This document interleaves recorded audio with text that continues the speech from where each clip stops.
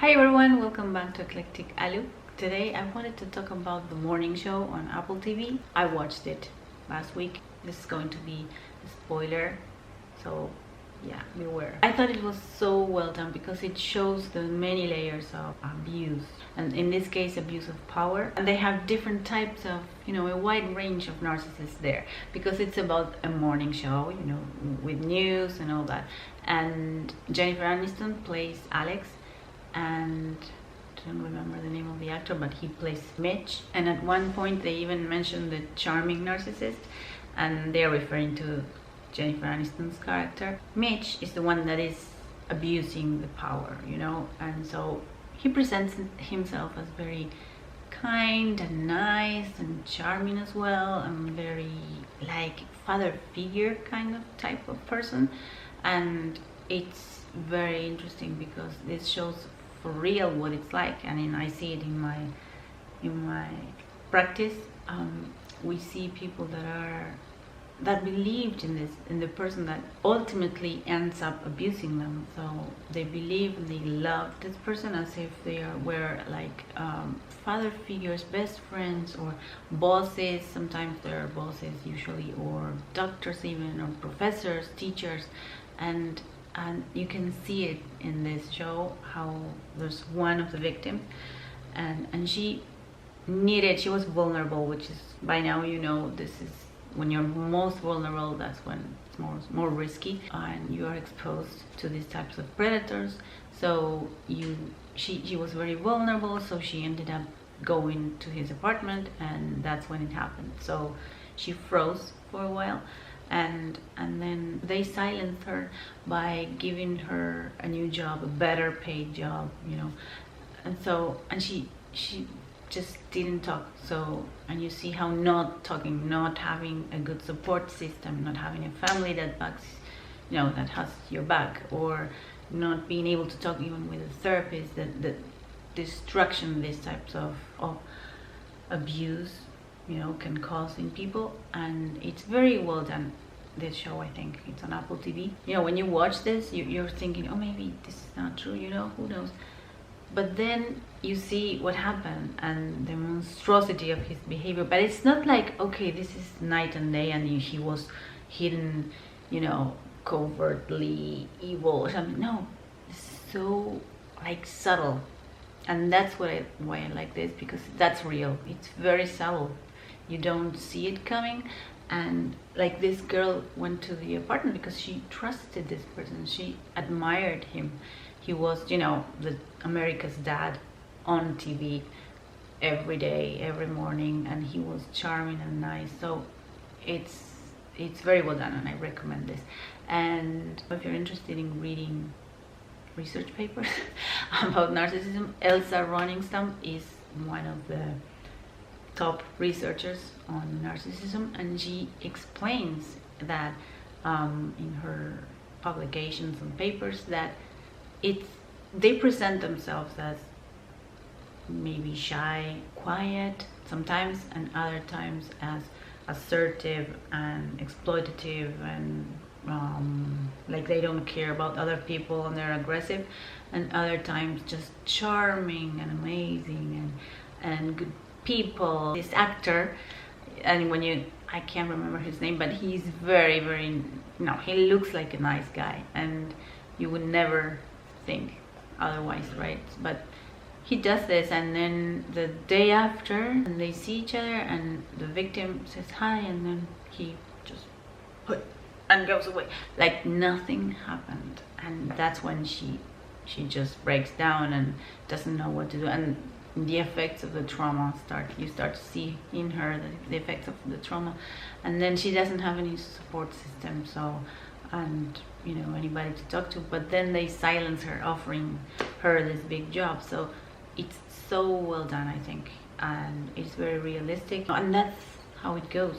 I see it in my practice. It's very subtle many times, and there's a lot of believing in the other person, or idealizing the other person, and thinking that it's a good person, and this person abusing the power that is given by that they have because they are teachers or they are doctors, or they are bosses, and so it's very well done. This, what do you think? Have you seen it, the morning show?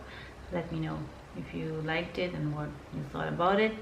And yeah, just wanted, I thought it was interesting because it's not like clear cut good and bad and, you know, Hannibal Lecter. No, this is subtlety.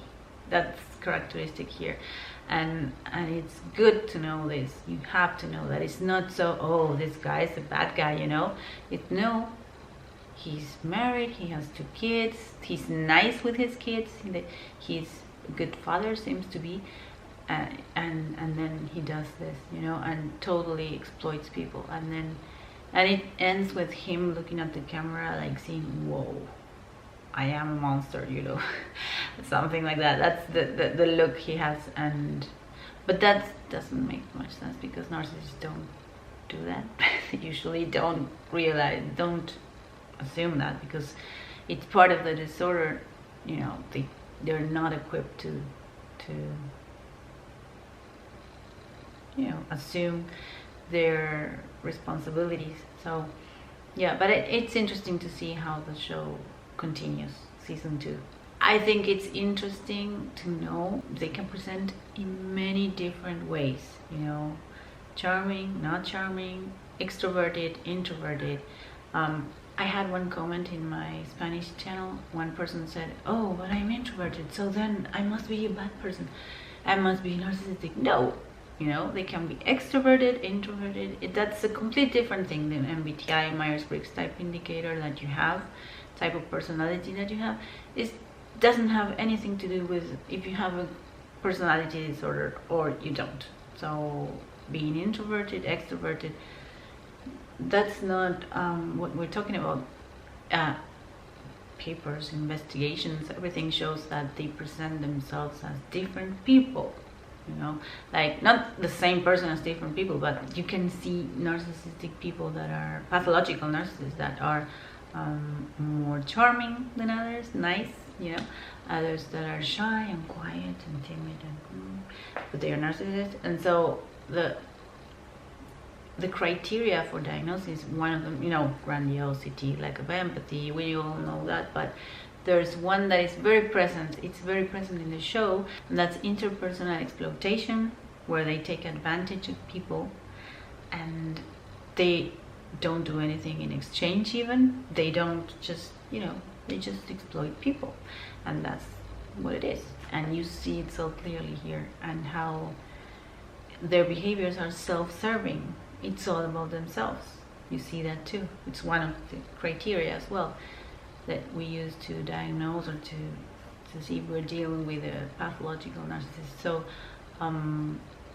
self-serving behaviors, that is very present. This guy is abusing this girl, and he doesn't care about her at all.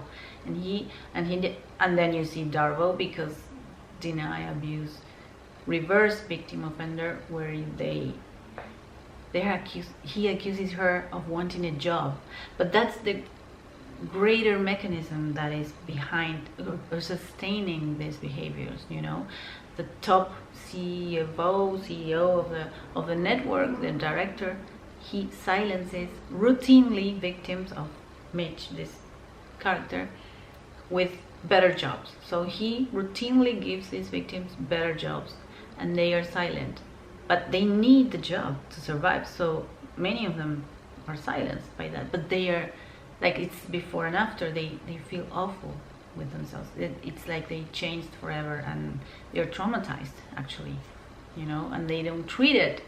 You don't see them going to counselors, going to psychologists, to getting treatment for trauma. They just silence because it's in the society. That's what's so, I think it's very well done, this show, because if they see the mechanism and the bird's eye view of what goes on behind those networks, and not even big networks, but it could happen at schools, small schools, professors, like I said, doctors, it's everywhere. So it's so subtle, and that's why I'm talking about this, because I think we all need to know that it's not clear cut. Oh, this is an abuser, this is a rapist, you know.